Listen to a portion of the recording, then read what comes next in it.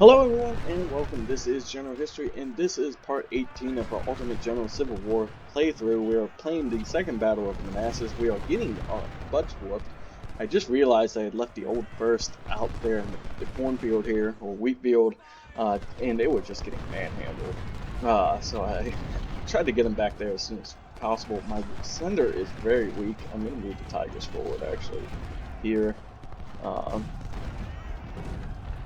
And we're starting to finally get our reinforcements, so we can get those guys up here. I know it said maybe hold them back, but I at least want to start trying to get some of this pressure off my lines. So I'm going to start moving them up at least into the woodlot near the Bronner Farm.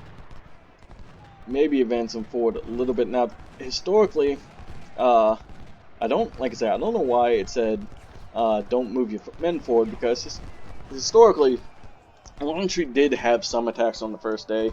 Like I said, Reynolds ran into Hood as he moved into position. Now Hood would eventually advance on the Union left and make Reynolds and Hatch retreat to Bald Hill, which was just to the east of Chin Ridge, which was just under the Henry Hill, if you remember the battle from that we fought before. So this would be, no, this is Chin Ridge here. So this is Chin Ridge, Bald Hill would be right here. So that is essentially where Hood would have pushed them back to. He would take Chin Ridge a little later as he's sort of advancing there. So we now see Hatch, so I don't know if we'll recreate what happened. What I'm going to go ahead and do, though, is now that I know that my left is pretty secure, I'm going to move this artillery out of there and try and help them secure my middle here, which is just getting banged up completely. It's not all bad, though. But yes, so really Kearny's assault was the end of the day for most of the battle here. And Hood's assault on the Union left that pushed them all the way back to Bald Hill was sort of the final engagement of the battle, where he pushes Hatch and Reynolds' forces backwards. We are starting to see some units move up on our left, but I'm not too worried about that.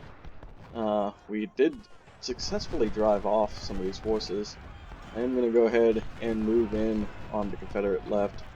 I think I should take them relatively by surprise. Let me go ahead and move some of my forces into Groveton. We'll set up some artillery on this hill as well. Move Johnson forward. The ammo supply wagons forward as well. If nothing else, what this should do is help us make tomorrow's battle a little easier on us. Did we break them finally? Yes, we broke them. So let's go ahead and get extra Billy Smith's skirmishers back. I'm gonna go ahead and stop the Yorktown battery and get them firing. Oh my god. Look at this. These forces are very depleted. Bloody 8th, Louisiana Tigers are really the only two that haven't taken too horrible casualties. Everybody else, and of course my left as well, so Stonewall and extra Billy Smith haven't taken too bad, because you figure his skirmishers at another almost. So yeah, extra Billy Smith has 96 casualties. So we're starting to move in on the Union left, pushing them away.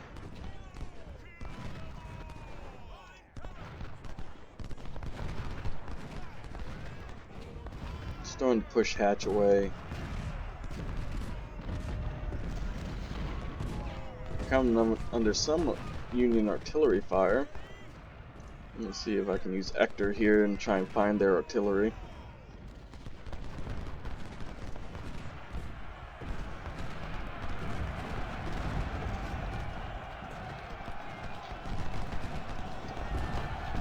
Leisure's just got hammered there, but so did the Old Dominion Guard. Hold, you guys, just hold, no, don't you dare get back in there. Why do they do that?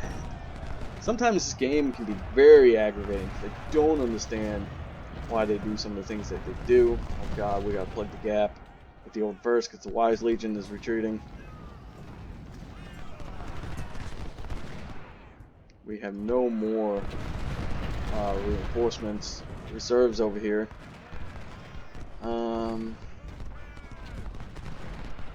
Could maybe move the lousy reg over now that the battle here on the left is pretty much slowed down.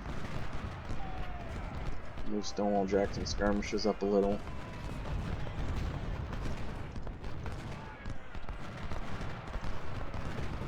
Alright, Old Dominion Guards moving back.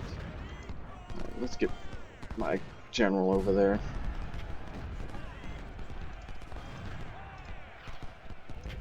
So Patrick's moving up.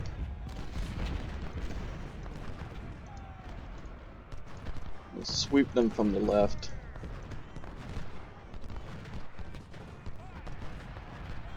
Where did my cavalry go? They're over here. Still haven't come in contact with their artillery that's down there yet.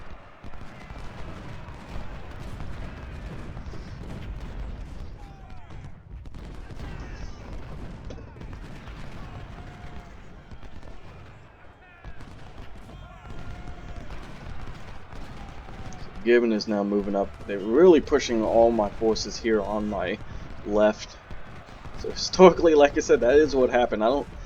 It wasn't quite as bad as the casualties I'm currently taking, but it was pretty bad for the Confederates on the left.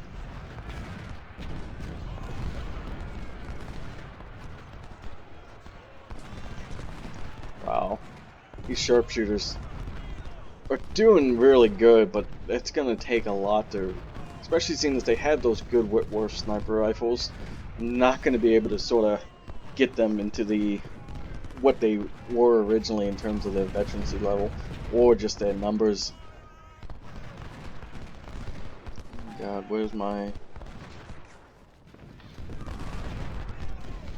Move my supply wagon back to the other side now.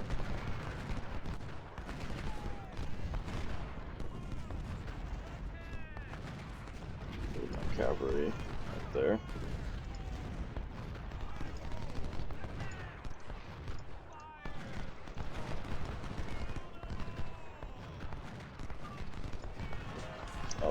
Oh wow. So there's Seagull all the way down there. Actually, no, they're just gonna get their butt. No, get out of there.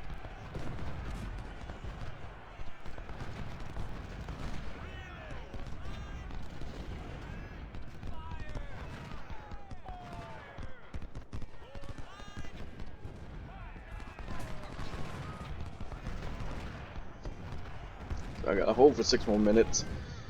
At least in this engagement, I'm sure this is going to be the end of the day. So looks like we were able to hold them off. We were able to push a little on their left. Like I said, traditionally they would have pushed more down this way. I pushed more onto the actual field, towards the Union middle. So there goes Schimmelfegen. Schimmelfenig. I think it's actually how it's pronounced.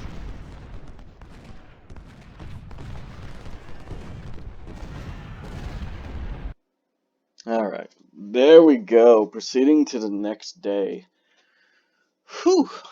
So that was August 29th. Now here comes our turn. Alright, so during the night, Pope obviously finally, or let's start with Hood. Hood eventually would retreat off of his position during the night, which sort of makes, signals, like I said, the end of the second day of battle.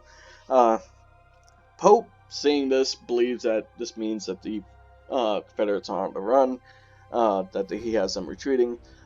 This also leads into the fact that Pope finally hears of Longstreet's arrival at this time, but he takes Hood's retreat into meaning that Longstreet is only there to support Jackson's retreat, so he believes that he now has Lee at the end of his ropes, and orders Porter's Corps, which remember was there in the south along the turnpike, the Warrington Turnpike.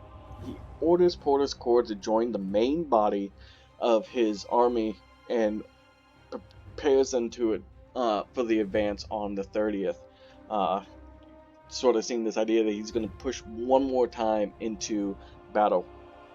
Now, controversially, McClellan, who has forces in the area just a little bit farther back in Alexandria, decides not to join the battle, even telling in a letter to his wife, telling his wife that he believes that Pope will fail and his army will be destroyed. He tells the same thing to Lincoln, or a similar thing to Lincoln, where he believes that Pope is going to lose and his forces are better off staying where they are in defense of the capital. So, controversially, McClellan stays in place. Now, during the morning, Anderson's division, part of Longstreet Corps, had actually advanced too far during the night. And upon realizing this, Anderson then falls back in the early dawn hours. Again, this cements Pope's belief that the Confederates are on the retreat. So he believes that the time is now. Now, throughout the morning, the Union would probe Jackson's lines just to see what their strengths are, their dispositions. And it wasn't until later than that afternoon that they would actually launch their large attack. Okay, so it's a very hard fight yesterday, but we managed to hold our position against a much bigger army.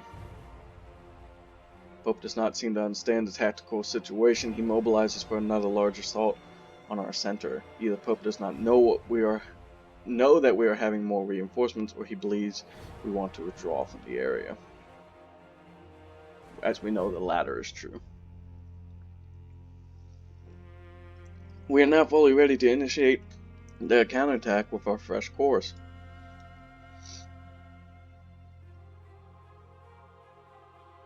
Your primary objective is to hold our center at Stony Ridge and find the right time to attack the Union left. Securing these ridges, it is advised to wait for Porter to sacrifice some more of his men into another futile frontal assault and then retaliate. Afterwards, we will sweep the area of Yankees and proceed to the east. Good luck, Jim. Okay, so yeah, that is actually exactly what happens. So as I said, they skirmish throughout the morning, and then he orders a all-out assault along Jackson's lines. Now we are going to try and retake these positions. I don't know why it starts me so far back, because traditionally during the night Jackson reforms along the railroad cut again.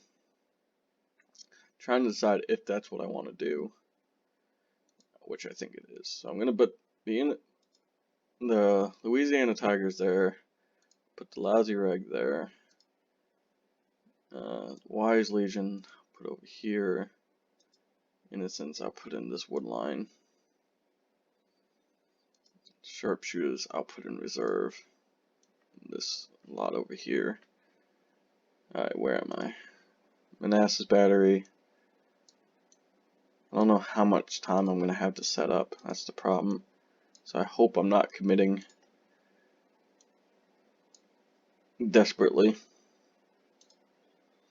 fact, I might just send my cavalry out just to reconnoiter the area. I'll put extra Billy Smith's boys here. The Irish Brigade I'll put between these two, sort of in reserve. Actually, Irish Brigade go more towards this side. Hold first here.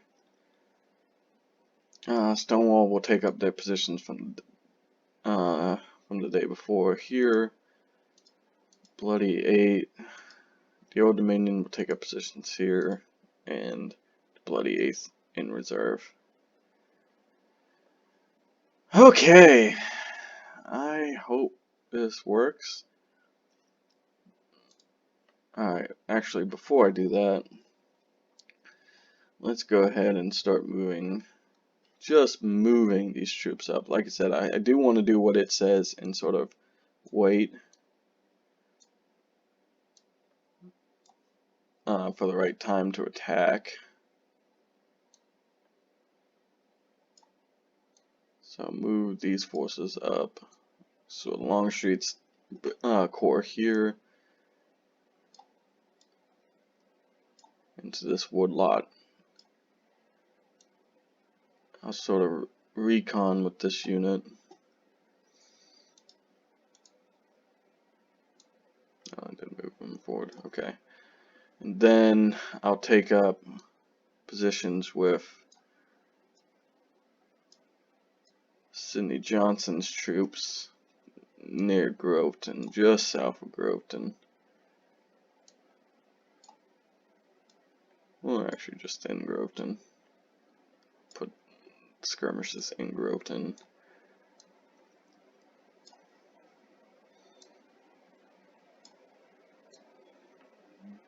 Use the cavalry to reconnoiter.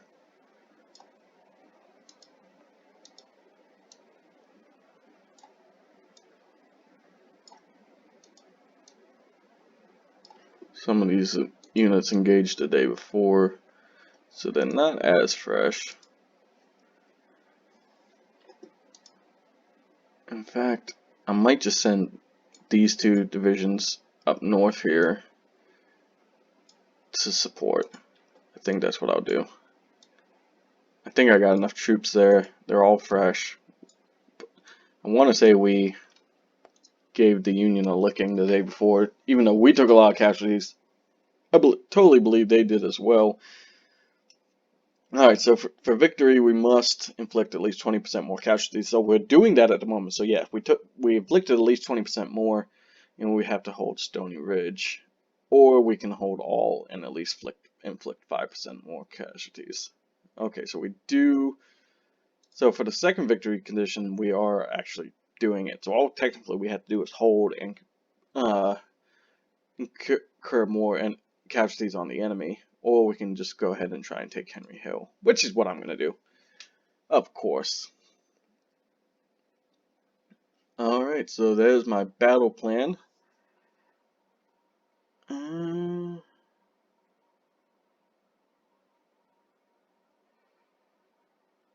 Alright, yeah, I think that's where we're going to go. So let's unpause. Like I said, I don't know where the Union's actually going to start.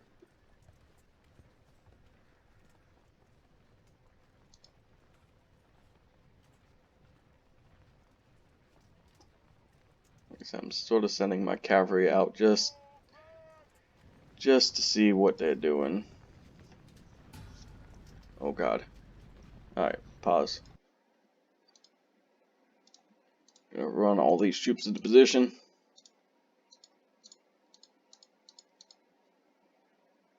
I guess they're already running.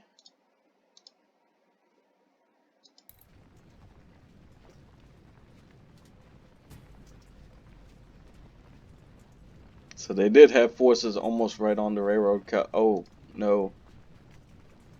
Oh, this is gonna end horribly. Maybe. We're gonna do it anyway.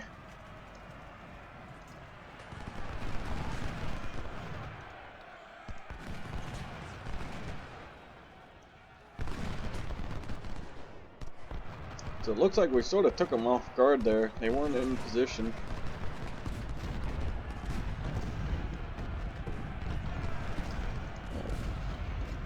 Move parallel back. Like I said, I do have these other two units coming up in support.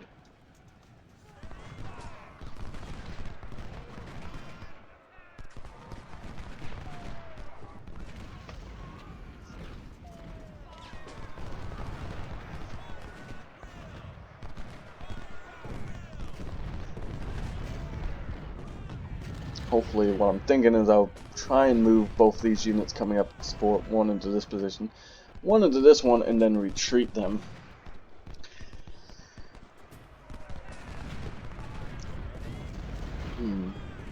For this entire corps is now moving up.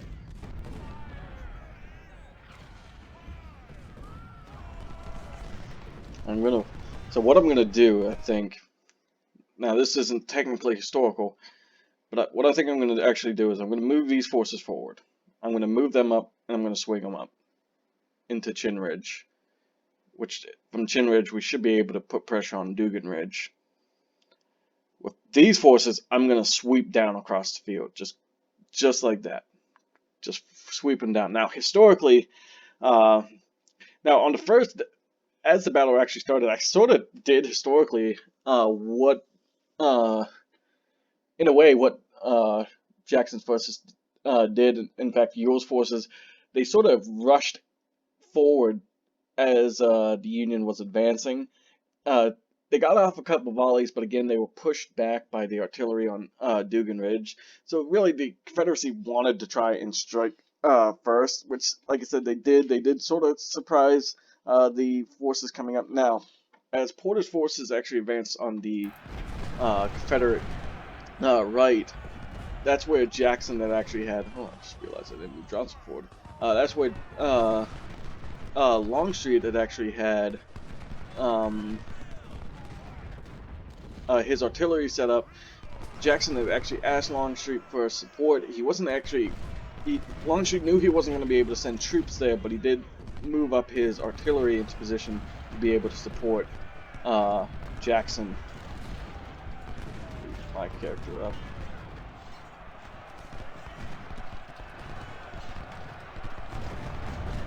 I'm going to go ahead and rush these two units into position.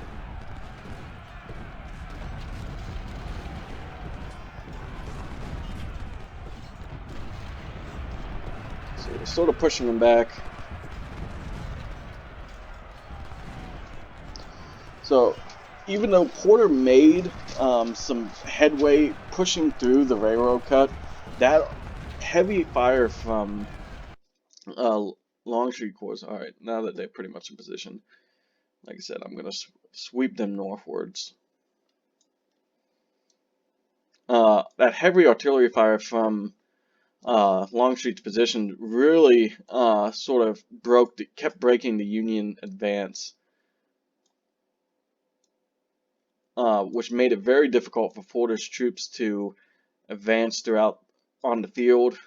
But it was the only thing that Longstreet could really do at the time. I think I got everybody moving forward. I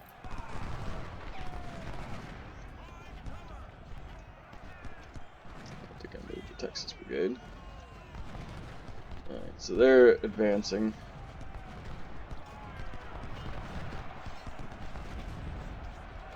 I'm going to move Schultz into that position there.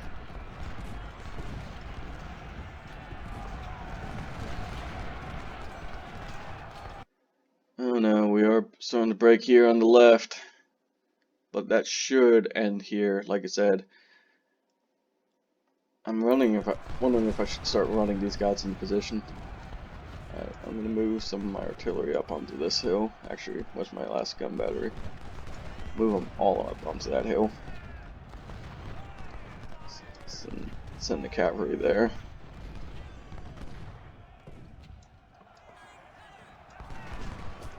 Use 3, and we'll send 4 units to Dugan Ridge.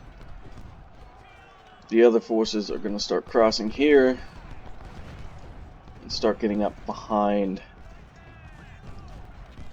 Porter's Corps.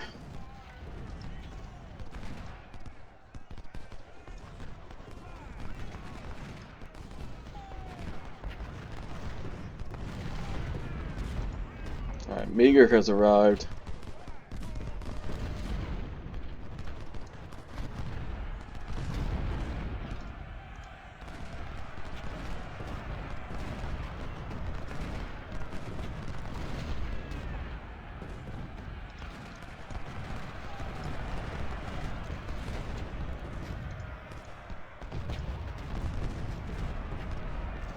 Trying to get the Yorktown battery out of there.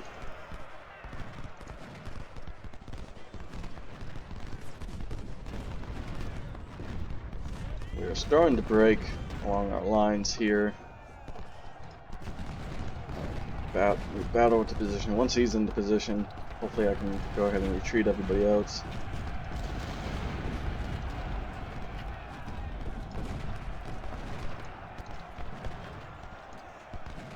Make sure you guys hold.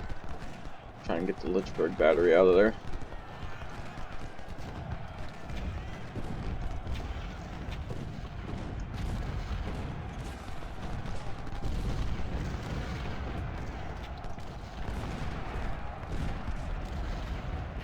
Tiger's routed. Oh, and the old first completely broke. Darn the luck.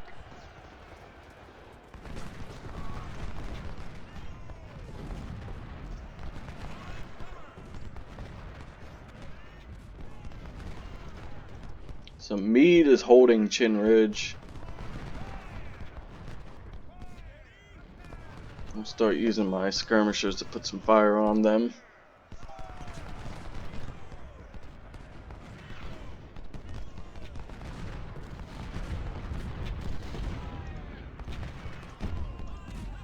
Let's get the Innocents out of there, and then the Irish Brigade. Let's get them all out of there. As my forces start to sweep up.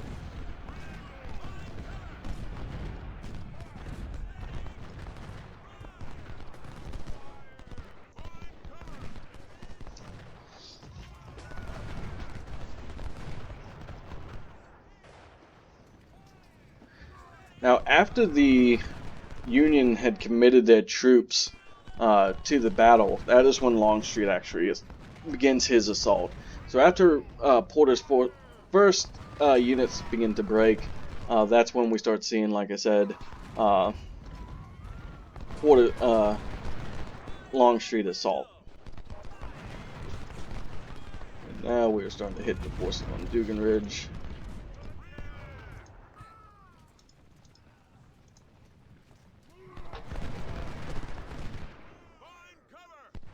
They actually diverted some troops away from Chin Ridge.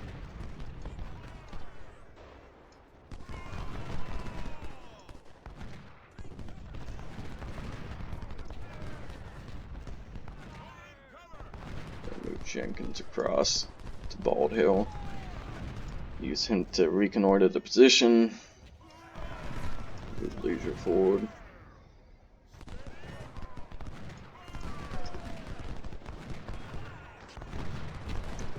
So it looks like they finally realized what I'm up to. It looks like they've, for the most part, called off their assault, which is good for us, because like I said, these forces here have taken so many casualties.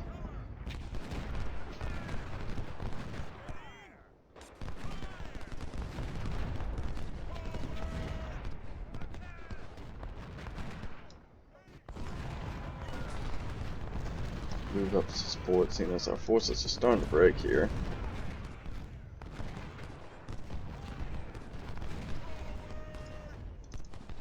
We do have some cavalry in there. We'll go ahead and do some cavalry charges in there. Set up troops on Chin Ridge.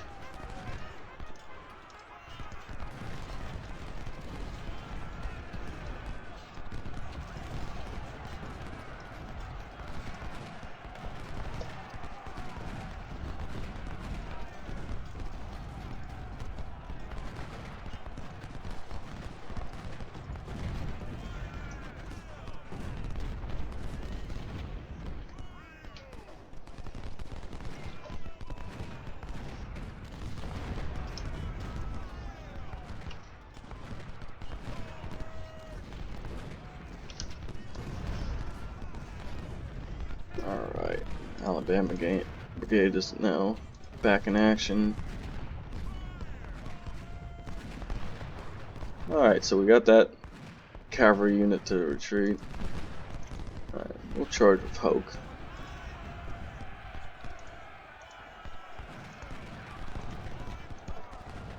Use Ector and the Texas Brigade to attack Meade, who's chilling out in the stream there.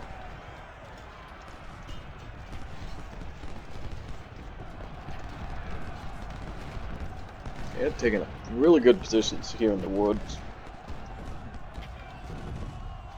Now, as oh wow, These are actually stronger positions. Now, granted, a lot of these forces are pretty weak. They have only farmers' rifles, which are great for charging. In fact, charging might be what we do here.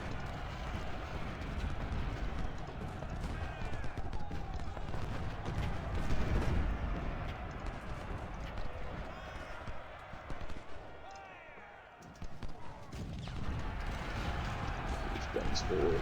Actually going to charge with Hector.